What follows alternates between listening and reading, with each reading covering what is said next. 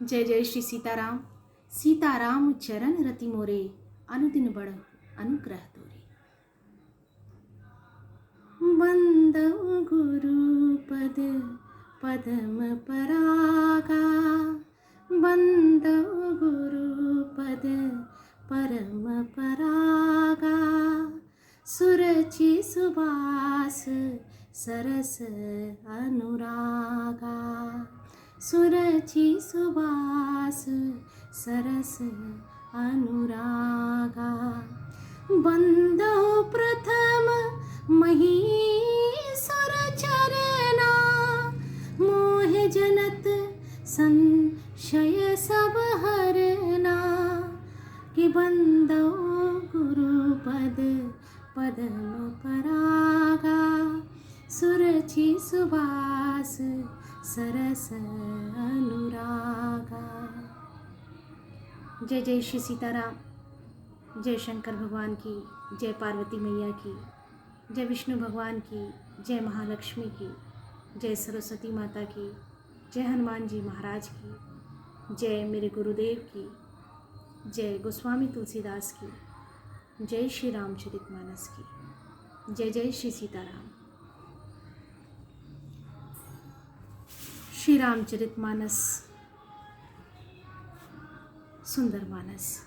धीरे धीरे मेरी मति एवं गति के अनुसार, मेरी सूझबूझ के अनुसार धीरे धीरे मैं प्रयास कर रही हूँ कि ये आगे बढ़े और हमेशा बढ़ता रहे।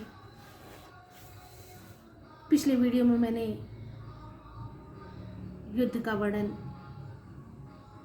चौपाइयों के माध्यम से किया था। उसी क्रम को आगे बढ़ाने का प्रयास करते हैं।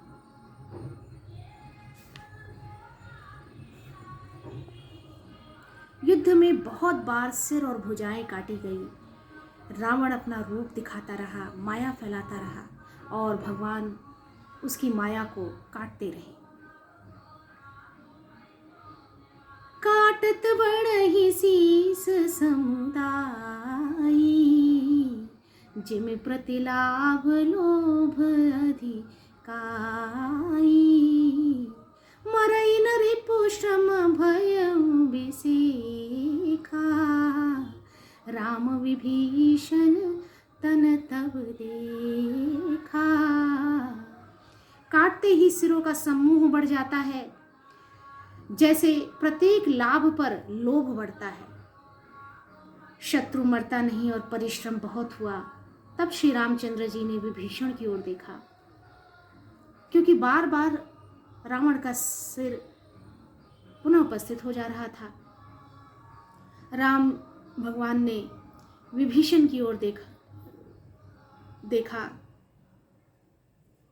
शिव जी कहते हैं, हे उमा, उमा काल मर जाकी इच्छा, उमा काल मर जाकी इच्छा। सो प्रभु जन कर प्रीति परीक्षा, सुन सर्वज्ञ चराचर नायक। प्रणत पाल सुर मुनि सुखदायक। शिव जी कहते हैं, हे उमा, जिसकी इच्छा मात्र से काल भी मर जाता है, काल का भी वश भगवान के समक्ष नहीं चलता। जिसकी सिर्फ इच्छा मात्र से काल मर जाता है, वही प्रभु सेवक की प्रीति की परीक्षा ले रहे हैं। विभीषण जी ने कहा, हे सर्वज्ञ, हे चराचर के स्वामी, हे शरणागत के पालन करने वाले, हे देवता और मुनियों को सुख देने वाले, सुनिए। इसके नाभि कुंड में अमृत का निवास है। नाभि कुंड पीयूष बसया के, नाथ जियत रावण बलता के।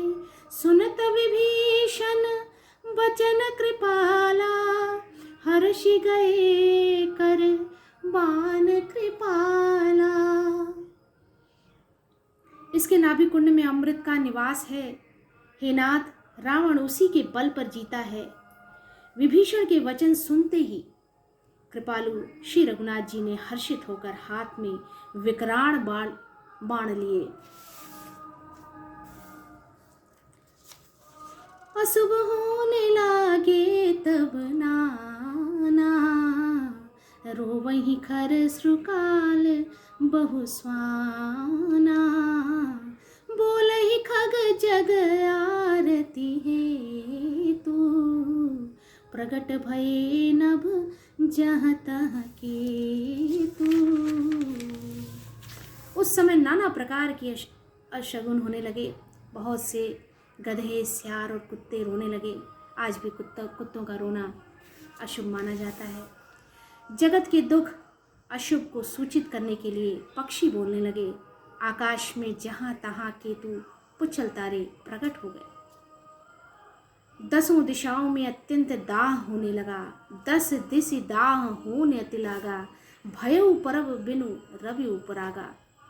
बिना ही पर्व योग के सूर्य ग्रहण होने लगा। मंदोदरी और कंपति भारी, प्रतिमा श्रवहि नयन मग बारी।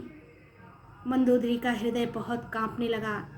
मूर्तियां नेत्र मार्ग से जल बहाने लगी। चारों तरफ अचरज घटनाएं घटने लगी। प्रतिमा रुदहि पविपात नभ, अति बात बह डोलति मही। बरसहि बलाहक रुधिर कच, रज अशुभ अति सक को कहीं। उत्पात अमित बिलो की नभ सुर, बिकल बोलहि जय जय। सुर सभय जानि कृपाल रघुपति, चाप सर जोरत भये। मूर्तियां रोने लगी। बाल आकाश से वज्रपात होने लगे। बाल और धूलों की वर्षा होने लगी। अत्यंत प्रचंड वायु बहने लगी। पृथ्वी हिलने लगी। बादल और रक्त बहने लगे। इस प्रकार इतने अधिक अमंगल होने लगे कि उनको कौन कह सकता है। अपरिमित उत्पात देखकर आकाश में देवता व्याकुल होकर जय जय पुकारने लगे।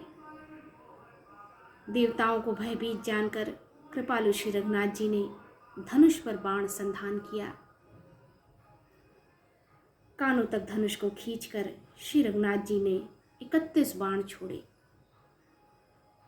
खेच सरासन श्रवण लगी, छाड़े सर 31। रघुनायक सायक चले, मानहु काल फनीस।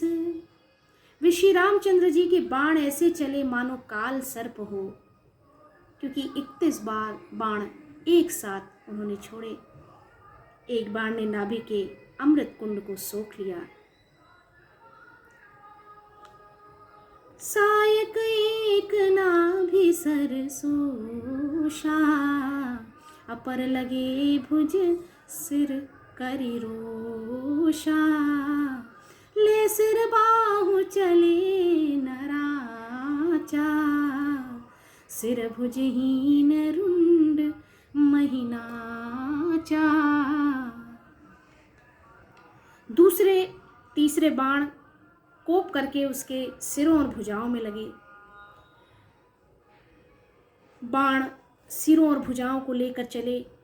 सिरों और भुजाओं के से रहित रुंड धड़ पृथ्वी पर नाचने लगा। धड़ प्रचंड वेग से दौड़ता है, जिससे धरती धंसने लगी। धरनि धसई धर धाव प्रचंडा, तब सरहित प्रभु कृत दुई खंडा। गर्जे उमरत घोर रव भारी, कहा राम रन हतौ पचारी। तब प्रभु ने बाण मारकर उसके 2 टुकड़े कर दिए, क्योंकि बड़ी ही प्रचंड वेग से धड़ दौड़ रहा था रावण का। मरते समय रावण बड़े घोर शब्द से गरज कर बोला, राम कहाँ है? राम कहाँ है? मैं ललकार कर उनको युद्ध में मारूं। डोली भूमि गिरत 10 कंधर, चुबित सिंधु सरि दिग्गज भूधर। धरन परौ 2 खंड बढ़ाई, चापि भालु मरकट समुदाई। रावण के गिरते ही पृथ्वी हिल गई।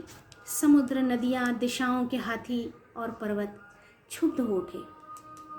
रावण धड़ के दोनों टुकड़ों को फैलाकर भालू और वानरों के समुदाय को दबाता हुआ पृथ्वी पर गिर पड़ा।